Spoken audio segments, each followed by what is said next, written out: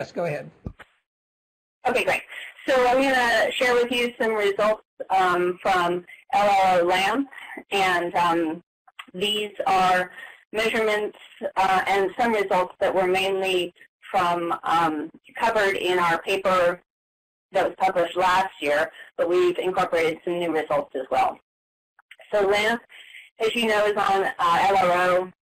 It's the Lyman Alpha Mapping Project, and it spends time looking at the atmosphere and PSRs, but it does spend a significant amount of time pointed nadir throughout the whole orbit, so it gets a lot of dayside observations as well.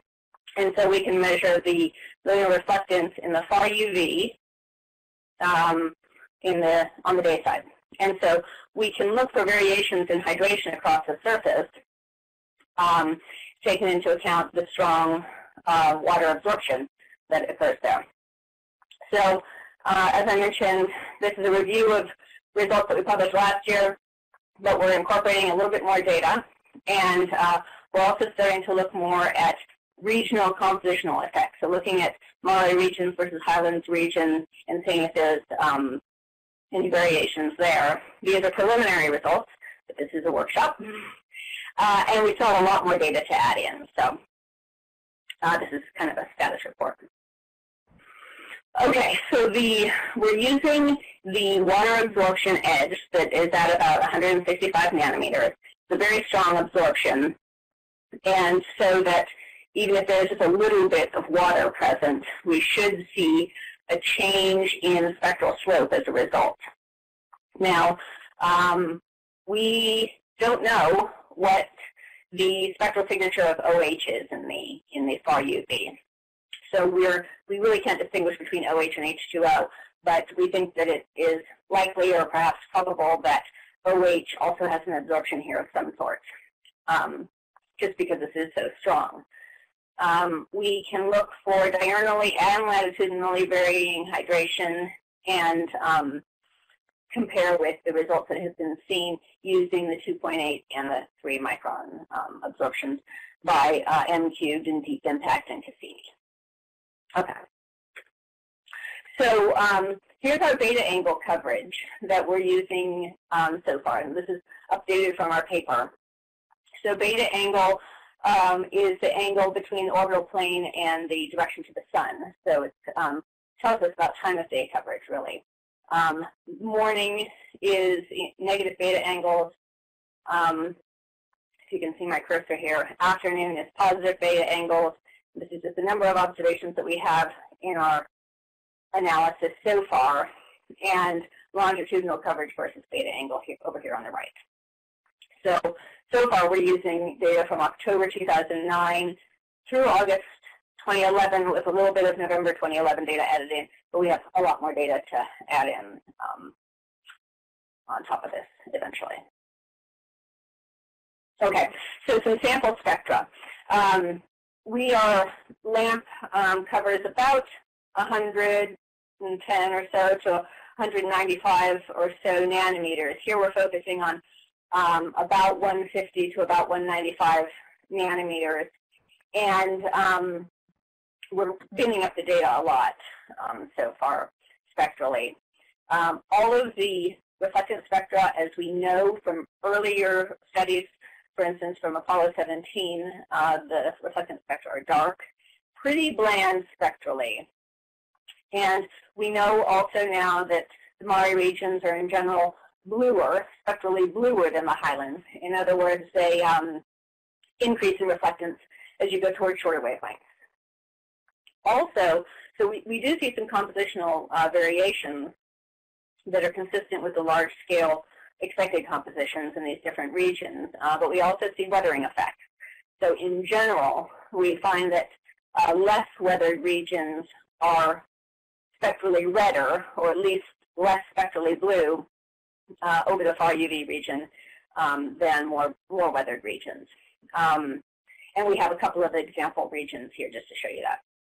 So what we are faced with here in analyzing these LAMP reflectance spectra is the effects of composition, weathering, and also hydration. So we need to disentangle these. And so what we're doing is, here's some model spectra where kind of an average moon spectrum is shown in black here. And if we add in a little bit of water, and we just pretend like it's an intimate mixture, with 0.5% of water, we get a little bump in reflectance and an increase in slope over that water absorption edge that I showed you earlier, if you can see my cursor. And if we add in a 1% water, we get a little bit more bump in slope. So the addition of the hydration in our model does not affect the spectral slope at wavelengths shorter than about 160 or longer than about 175. So we can look just at that confined spectral window and look for the slope effects of the added water, which, again, we are presuming are probably about the same as added OH, but we're just modeling it with water. Okay, so we're looking from each orbit. We put the data into 10 angstrom bins. We bin it up spectrally by, 10 degree latitude bins, and we bin it up spectrally by 10 angstroms. We get the reflectance, and then we photometrically correct it with the Lommel-Zeliger correction, so mu naught over mu plus mu naught, which corrects the lighting geometry. And then we fit each resultant reflectance spectrum over the 164 to 173 nanometer region and get the slope of that fit, that straight line fit. And we also get the slopes at a longer wavelength region, 175 to 190, as a comparison. Okay, and then we can plot our slopes versus beta angle, which is equivalent to time of day, to see if there's any diurnal variation. Okay, so here's the results so far. These are spectral slopes over the water absorption edge versus beta angle. And what we're doing is just showing you latitudes in about 4, or results from 4 latitude bins, just to not make it too cluttered. But what you can see is that we expect that bluer slopes, so towards the bottom of the plot, are going to indicate less hydration, whereas redder slopes up towards the top are going to indicate more hydration. And overall, we find that slopes increase, become redder with latitude. And especially at low latitudes, we see this diurnal variation. So 0 degrees beta angle is noon, and away from noon, we see an increase in slope. Okay, now for comparison, we can look at the 175 to 190 nanometer slope, which, as I mentioned, should not be affected by hydration. But we do expect it to be affected by composition, terrain type, and also weathering effects, where redder spectra are expected from highlands regions and also any less weathered spectra, any less weathered regions. So here's our longer wavelength slopes versus beta angle in the same latitude bins, and we don't find any beta angle dependence. We do find a latitude, an apparent latitude dependence, and this is what we're probing a little bit more. In our paper, we had surmised that, well, maybe it's because of a weathering gradient, which had been brought up by Yokota et al. 2011, but I think that for lower latitudes would have been pretty kind of crazy to find. But we wanted to probe this apparent latitude dependence in this longer wavelength slope, so that's what we're looking at here also. So we're looking a little bit closer now at the relationships between these UV slopes and terrain type. And in particular, we're trying to understand the latitude dependence in slope that I just mentioned. Could it be a gradient in weathering or not? And so here we're looking a little bit closer at this by using just a subset of the data. So here, if we look at just data from October, November, December, basically October 2009 through March 2012, sorry, that's supposed to be 2010. This is the period of time where the beta angle went from about 0 up to 90 and back down to 0. Okay, so it's just kind of a more constrained set of data. And hey, Amanda, you have about 90 seconds left. Oh boy. Okay. If we look just over the water band here at these plots, we see that there's a beta angle dependence at low latitudes only. There isn't much terrain dependence. And here you can see that we're looking at far side, near side, far side, near side. Okay, whereas when you look at the longer wavelengths, you see a lot of longitudinal dependence, not much beta angle dependence. What we also see, which is a little surprising, it was surprising to me initially because I thought at the highest latitudes, this is 70 to 80 degrees latitude, that there wouldn't be much terrain dependence. But we do see a significant slope change here, and I think this is because the South Pole Aitken Basin centered at 180 degrees east, which even extends down into these highest latitudes. So I'm going to kind of give you the short version of the rest of the slides, where we're comparing our slopes in both wavelength regions to composition by comparing with a iron titanium map.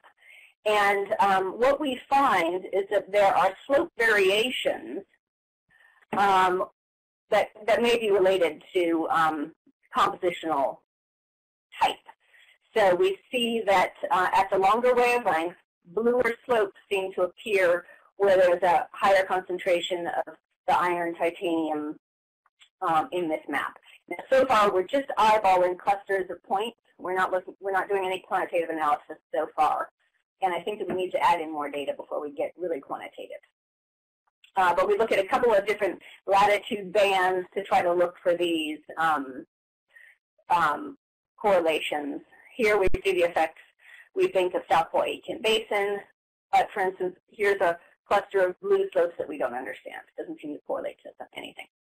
Okay, now let me just jump ahead quickly to the slopes over the water edge, the water band. We have sparser data because we just choose particular beta angles because there is that beta angle dependence. So here if we choose the smallest beta angle at around noon and the lowest latitudes here, there appears to be a dependence in longitude on slope. So the bluer slopes seem to generally appear for this small data set on the near side. Okay, so this could be correlated to the terrains in here and the composition in here.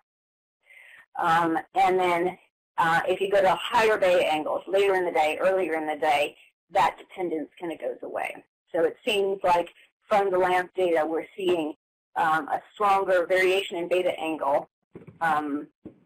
A stronger variation in slope with beta angle primarily on the near side, which could be related to this the majority of opaques there.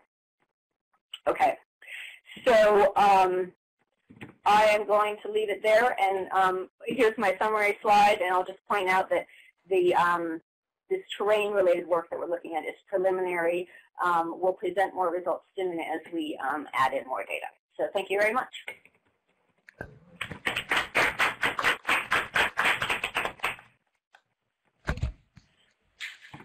Okay, do we have any questions for Amanda? Nope, I don't see anyone typing. Well, I have one. There was a cluster of data points that you said didn't relate to anything, but it looked like it related to Apollo Basin. I don't know what that means. Oh, okay.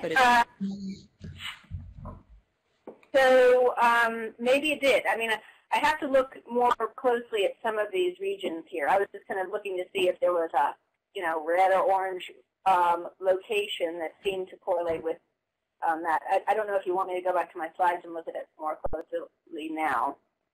I didn't see anything jumping out at me there, but they happened to. If it's okay. Where was it? Yeah, so this would be at somewhere along this orange line where we're at higher latitudes, and over here. Right now, you're not sharing your screen. I'm sorry. You know what? It actually corresponds within here. I think I erroneously kind of got confused there, but this is consistent with these kind of Mare regions that are higher in the iron titanium. So disregard my question there. It's consistent with my. Okay. Okay, we do have a couple questions that came in from Bill. Amanda, is anyone looking at the OH versus water absorbing spectra? Well, that's a good question. I'm trying to get some people to do lab measurements of OH versus water